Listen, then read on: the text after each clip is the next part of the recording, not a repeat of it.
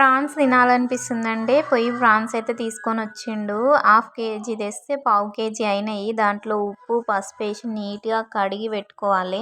ఇంకో ప్యాన్ తీసుకొని అందులో ఆయిలేసి మసాలాలన్నీ ఏసేసి ఆనియన్స్ ఏసి, పచ్చిమిర్చి ఏసి బాగా ఫ్రై కావాలి. ఫ్రై అయిన తర్వాత కొంచెం కరివేపాకేసి ఫ్రై అయిన తర్వాత ప్రాన్స్ ఏసుకొని మంచిగా ఆయిల్‌లో ఫ్రై చేయాలి. అల్లం వెల్లుల్లి పేస్ట్ దంచుతుంటే నేను దంచుతాను. మా బుడ్డోడు కూడా నాకు హెల్ప్ చేసిండనమాట.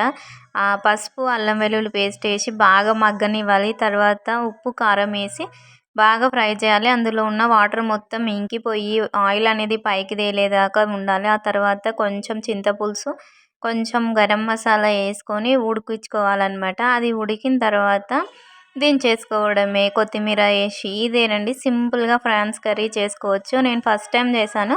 కానీ టేస్ట్ మాత్రం సూపర్ అంటే సూపర్ వచ్చింది. కంపల్సరీ ట్రై చేయండి. టేస్ట్ అయితే చాలా బావుంది.